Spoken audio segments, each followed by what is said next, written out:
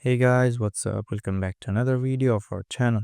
Today in this video, I'm gonna show you how to see Roblox transactions. So without wasting any more time, let's start our today's video.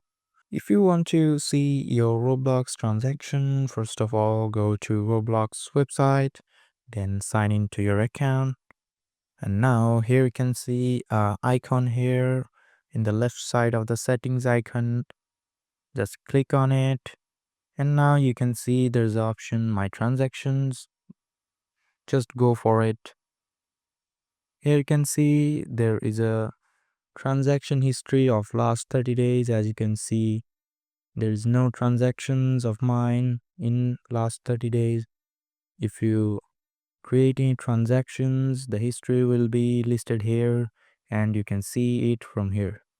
So that's it guys. Hope you like this video. If you found this video helpful, don't forget to hit the like button and subscribe to our channel.